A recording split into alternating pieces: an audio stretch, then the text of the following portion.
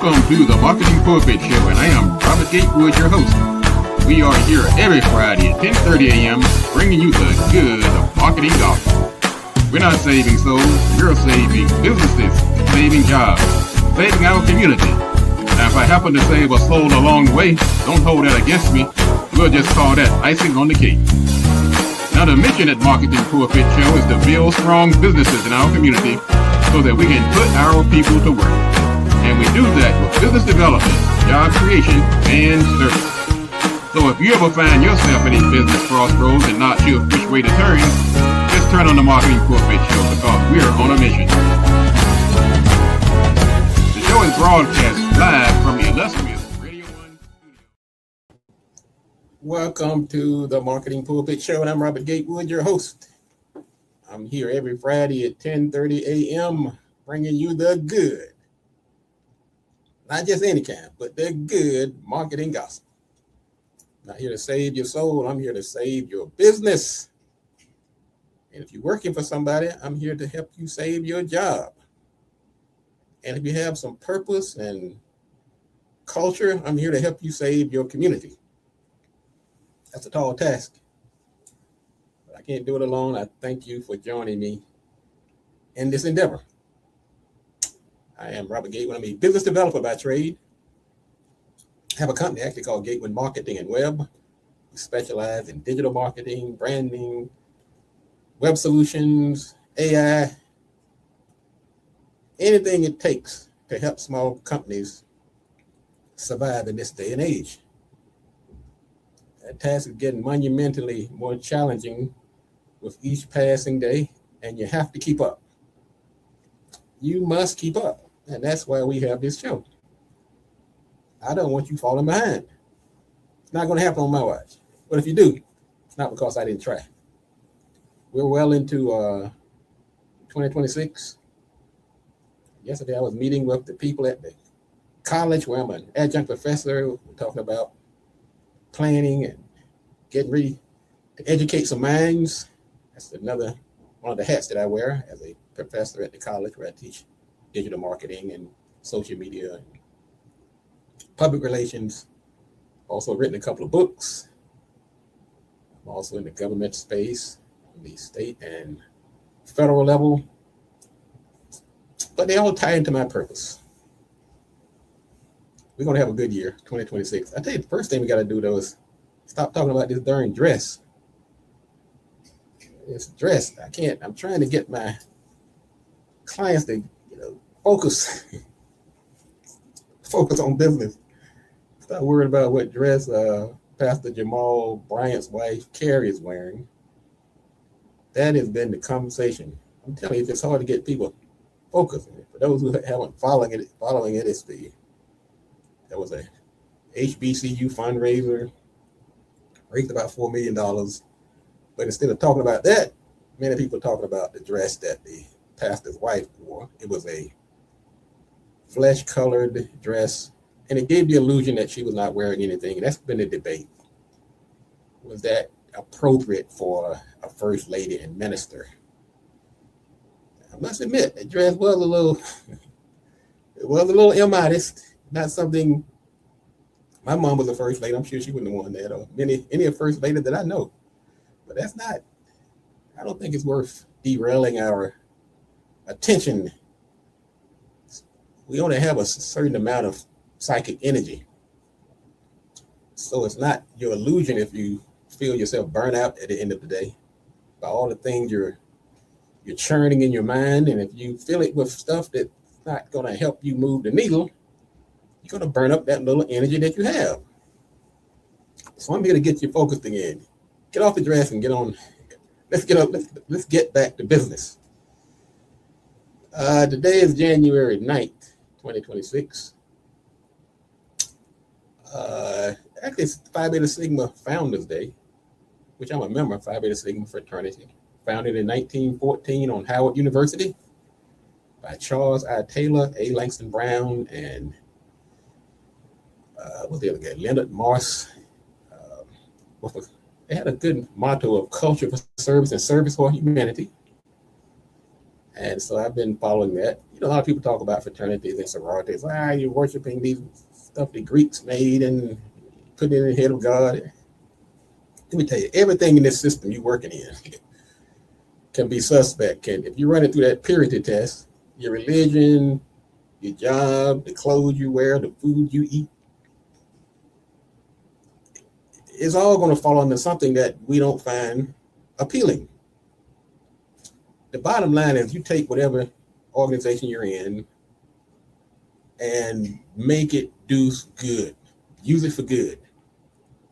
Sometimes the origins, when you grew up in a system as a form of, your ancestors were slaves and former slave owners, it's hard to have a purity test. So whatever you've been handed, turn that lemon into lemonade, whether it's your fraternity, the religion you're in, the stores you patronize. It's all about you. It's less about that organization. It's more about what are you doing. Let's see, it's Financial Wellness Month. And by the way, we're going to talk about vision today. We're going to talk about vision. Because in a nutshell, to be successful, you have to know where you're going. And we're going to talk about vision and why it's important to have a vision and what that might mean to your business. So we're going to talk about that later on. I did see an article on LinkedIn. It's about the job market. I thought was very interesting. And the market is things are changing out here. Once again, you have to keep up. You got to keep up, folks. Some of you may have to go back to school, get some more certification. You may have to realign your partnerships, how you make your money. Let me tell you what these, LinkedIn had this article on the 25 fastest growing roles over the past 3 years. I'm not going to get into 25, but I will give you the top 10 because I think it's important. Because some of you, because these things don't happen in a vacuum. What's happening in the job market will affect you as a business owner. As far as how you can hire, who's available, skills that are needed. And I hate to say it, some of us have to go back to work every now and then. The money get a little funny. You ain't trying to build this empire. The money runs out. Sometimes you got to go back and punch a clock. So you need to know which clocks are available for you to punch. And if your skill levels align with that clock punching. All right, number one is the number one fastest growing job in the United States is artificial intelligence engineer. And just a quick FYI. I just became certified in AI agent design. It was a rigorous certification. I've gotten these certifications where you just rubber stamp in just to get your money. These folks made you work. You had to take this tough test. This was the hardest test I've taken since the LSAT. Now, I took the LSAT. I didn't follow up to go to law school, but it was right up there with it. And you had to write some from scratch using code. These AI agents that do certain things. Like I had to write an agent that can take a picture and turn it into a video. I had to write an agent that can take your email and extract all the crap and put down your main points. I had to write it was really some interesting things anyway. So AI engineer, the number one fastest growing job in the US right now. On the heels of that, let me tell you how this thing is going. AI consultant and strategist. And I would fall in that category because as our company now has become Gatewood Marketing and Web and AI, haven't changed the name yet, but as we're going, I started out as Gatewood Marketing. We were just doing traditional marketing. Then we became Gatewood Marketing and Web because the internet became so hot and people kept asking us, hey, can you help me with my web strategy and my web presence? Well, now they're doing that again with AI. So the bottom line is Gatewood is here to serve the needs and wants and solve the problems faced by small businesses. That's my raison d'etre, my reason for being, my purpose. Okay, so those are number one and number two. Number three is new home sales specialist. Okay. Guiding people through the buying process for residential and commercial properties. Okay, I can see that. Data annotator. And that's also has some AI implications. It's reviews data for training AI models. AI. It's not just coming, folks. It's here. Number 5. Jesus Christ. AI machine learning researcher. Tell you boy, y'all better dust off these. Some of y'all better go back to school. If you're gonna make it in this, at least get some certification, get some research, get some people on your team. I'm telling you, boy, it's a wild west out here. So that's number 5, AI machine learning researcher. Number 6 is healthcare reimbursement specialist. Well, that's 2 areas wrapped up in one. It's sort of like accounting and medical, which are really they're almost immune or less impacted by AI. So if you're in the healthcare field, you're in the accounting field, even though I did drop my spreadsheet into, I dropped one of my income statements into AI. And it broke my face, boy. It said, hey, you're giving away too much stuff, son. So anyway, nothing is immune from AI. Okay, number 7 was strategic advisor and independent consultant.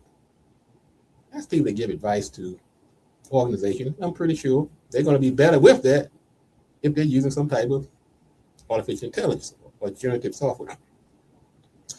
Advertising sales specialist. I mean, I think sales is like the second oldest profession. If you can sell, I'm just telling you, if you can sell, you would never be out of work. Totally. You go ahead and sell AI, if nothing else. I'm not going to tell you what the number 1 profession is. I get that pastor. I'm not even going to go back there again. But anyway, founders. Now you like this. Professionals starting their own business is number 9 as the top growing jobs in the U.S. Now that just warms my heart. For one, it tells me I'm going to be in business for a while because these folks need people like me. Me and AI. AI and I. Number 9. That's it. That's really. So think about it, you business owners out there. You're on the top 10. Pat yourself on the back. I used to be able to do that, man. This old age sneaking up on me. Somebody else have to come and pat that back for me. And sales executives. Sales has 2 positions on this list. Okay, so let's say you can't do AI, but you can sell. You still all right. And if you start a good business, but you better put some AI in it to be successful. So that's the job outlook. Now, what did it say in a nutshell? AI has dominated and continued to dominate the growth in the job market. You don't have to become an AI designer or engineer, but you may want to hitch your wagon to some of the industries, some of the stakeholders, and some of the opportunities. Ask yourself, how can I support this? And how can it support me to do what I have to do? Okay. Another takeaway is that entrepreneurship is thriving, it's growing, it's on the rise. So to you business owners out here, hang in there. There's hope, there's help, there's hope. Keep hope alive. And also that there are opportunities beyond just technology. That's sometimes the narrative that you start to believe that everything got to be around technology, digital, AI. Well, like I say, sales, accounting, food. AI isn't making food yet. Not that I know of, but it probably is. Never say never. So anyway, if you have AI skills, they are valuable. Being able to maneuver and adapt is very important. And the landscape is shifting beneath our feet. So don't go to sleep on this. I'm just saying. Speaking of sleep, let me take a nap. No, I'm taking a nap. We're going to talk about our topic today. If you can see it, you can be it. I'm going to have to coin that phrase. I don't know if I got that from the atmosphere, if it was, or if you can't see it, you can't be it. We're talking about vision. Before I get to vision, say good morning to a couple of folks tuning in. Brother Gerald Brown, greatest plumber in town. We're going to be doing the first Friday today also. The first Friday, if you're in the DC area, you still have an hour and a half to get over to Largo, Maryland. Come on out. We're going to be talking about vision. I'll be there facilitating, assisting Miss Bernadette Clay. She's the owner and CEO of BLE Executive Suites. If you've seen these phenomenal office suites in Largo, National Harbor, and College Park. She is the owner. This woman is immensely successful and charitable. She's willing to share her wealth stories with you. And I'll be out there emceeing and getting the ball, kicking the ball. We're going to be doing vision boards. Free food. They usually bring out the Panera bread. Man, I get that Chipotle chicken with the guacamole sauce and I'm sorry. So we are free parking. So come on out. If you want to register, go to blesuites.com/events or go to Marketing Pulpit. There's a banner on the right side. You can also register, marketingpulpit.com. Come on out. Let's get 2026 off on the right foot with some vision. Whether you are a business, a consultant, a nonprofit. Speaking of nonprofits, hey, Happy New Year, Claudia. She is the founder of Good Hands and Feet. Great story there. Great story. She's putting together a nonprofit for people that have challenges. And she's out here. Her vision is to build a building. And so, Claudia, if you're in the area, come on out. I see Platinum, another wonderful follower. She's a speaker, podcaster, comedian, entertainer. Happy New Year. And of course, Brother Brown. I see a lot of your icons. You don't have your name. If you want to shout out, just drop a line in the feed and I'll see your name. Be glad to shout you out in your organization. Because this show is just as much for you as it is for me. I'm not out here to sell myself. I'm here to provide good content, good advice. I'm not looking for clients. I'll say that again. My hands are full. I have a couple of big projects I'm working on. Maybe by February, March, I'll open up the gates again. But right now, I'm about my purpose. Building strong businesses in our community. Putting our people to work. Let me get a word from our sponsor real fast, and I'll come back and we're going to talk about if you can't see it, you can't be it. We're talking about vision. So hang on.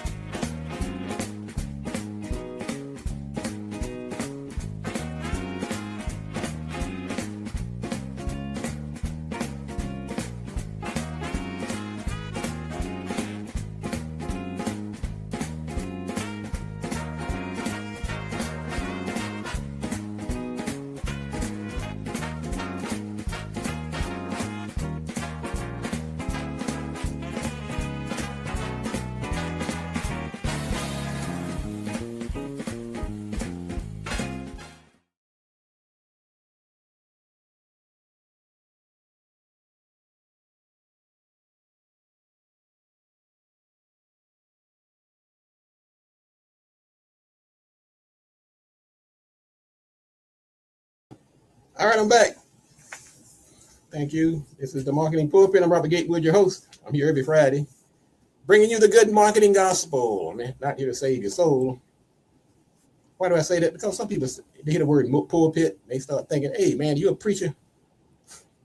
I'm preaching the gospel. Okay, my dad he was actually a minister, and I can name the show Marketing Pulpit to honor him. When I was contemplating starting the show, I looking around for names. My dad was actually in hospice at the time. And so I was looking for a good name to kind of honor him and get the show going at the same time. So I named the show Marketing Pulpit. No, I am not a minister or a spiritual leader or any of that kind of stuff.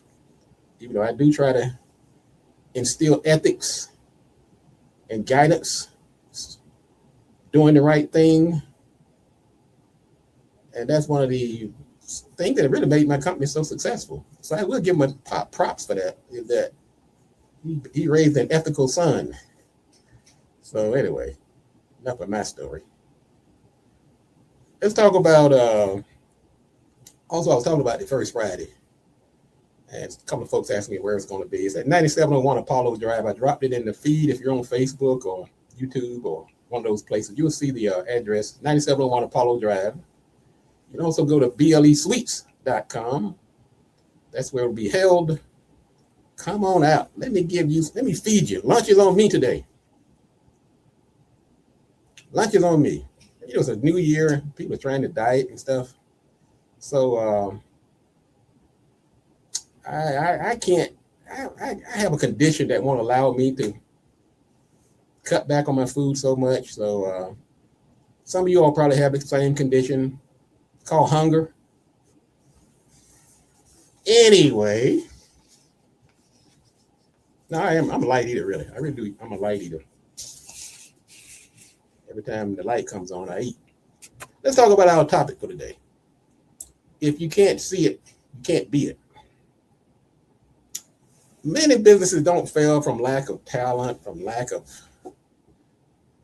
purpose. All that stuff is good, but they don't have a clear vision of where they're trying to go.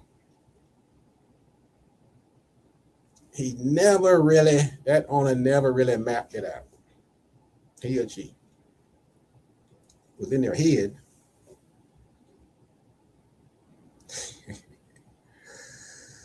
Platinum said, work my comic skills. Well, Platinum, you should know.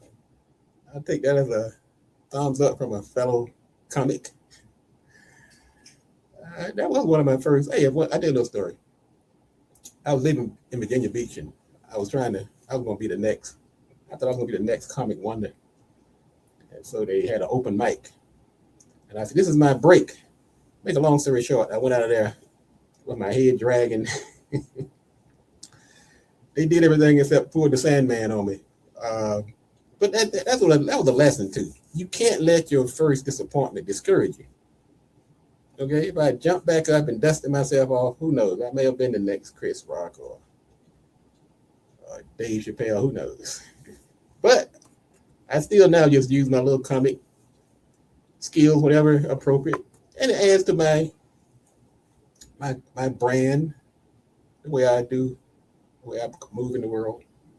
So nothing is ever, anything you've learned or done, it's never completely should be discarded.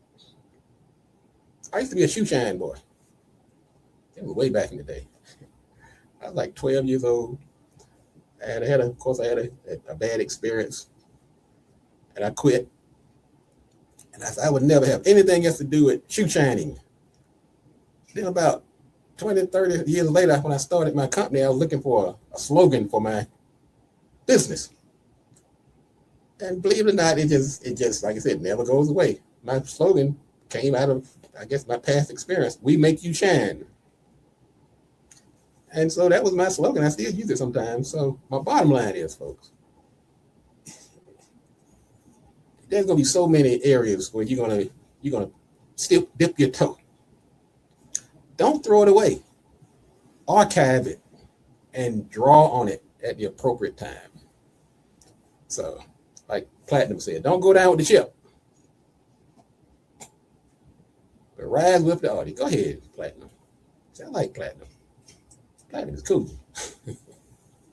That's why she's successful. All right, let's talk about this vision. Every decision you make is based on a vision you see in your mind, particularly the heavy decisions. If you imagine something small, you're going to be creating small things. You imagine something big, likewise. But every now and then we get stuck, get nervous. When that happens, you go back to your vision. That's why you need a vision. Because a vision, number one, a vision creates direction. If you don't have a clear direction where your business is going, it's really going to go nowhere. You have to be able to see it. It's like a compass.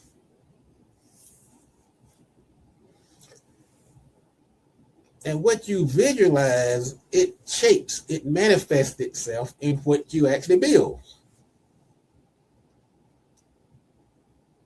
You see something, you visualize something magnificent, then that's what you're going to build. And when you have a vision, it adds clarity to your decision making. Because there are times you're like that fork in the road, like that Robert Louis Stevenson novel. Two roads diverging of yellow wood, and sorry I could not travel both.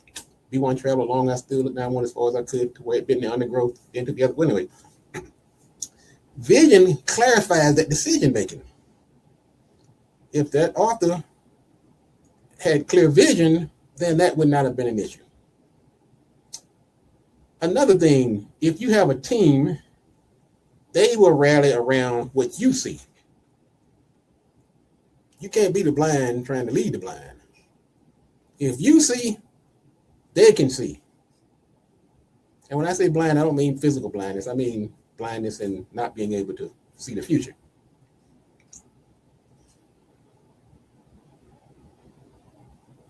And the vision, and it identifies where your money is going to come from. I know some of y'all like that. How am I going to get my bank? Well, the vision helps you see that. That's one thing I like about vision. At the beginning of the year, I don't do resolutions in the traditional sense. But I be looking down the road. Where is my bank going to come from? Is it going to be the same places that it came from last year? Well, I decided, no, probably not. I need to jump on this AI wagon. So I went and got certified because of vision. I knew that the tools that I have is going to take me but so far, particularly as a business consultant. I've got to get with it. So vision helps you expand and identify those future resources, revenue sources. And if you want to be able to stick your chest out with confidence, vision is the main ingredient. Those storms that you're weathering, those challenges that you're going to be confronted with, you have vision.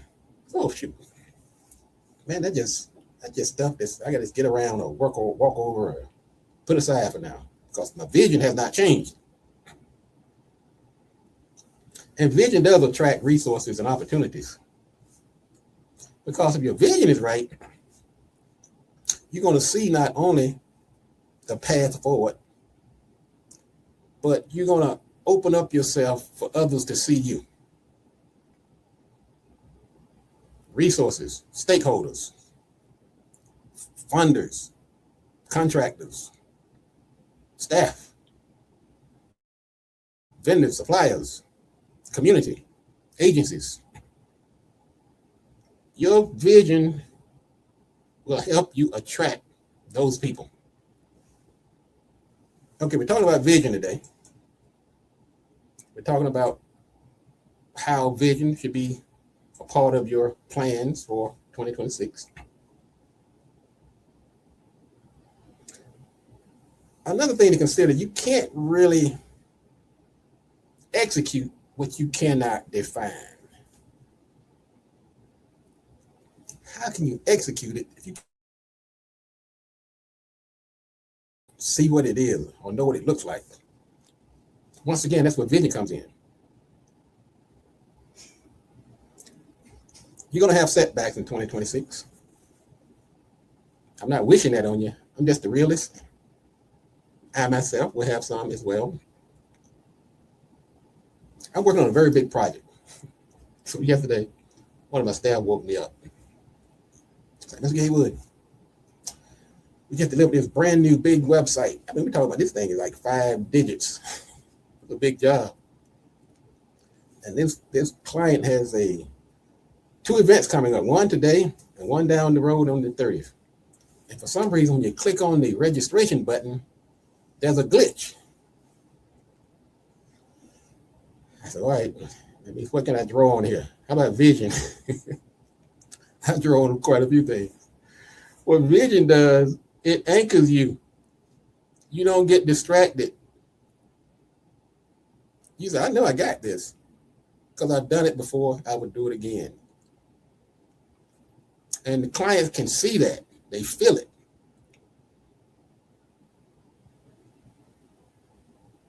And finally, if you're into the innovation mindset of creating things and being the visionary yourself, like many entrepreneurs and business owners and nonprofit leaders, you see it first. I'm going to go back to Miss Claudia Arietta. The reason when she called me the first time, I wasn't looking for clients then, but the vision she laid out to me, it was so profound. I said, this lady's going to be successful. She has visualized it. She might not get there day 1, 2, 3, might not even be year 10, but as long as she visualizes it, it's going to happen. Just a matter of time. So seeing it first, then the innovation kicks in on how to get it done. So vision is not wishful thinking. It's a tool of effective managers, of visionaries.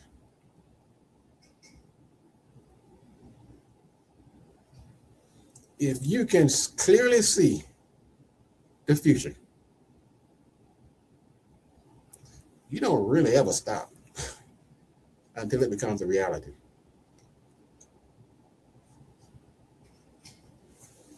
All right, we'll see you next week right here on the Marketing Pulpit Show. I'm Robert Gatewood, your host. I'm here every Friday at 10:30 a.m.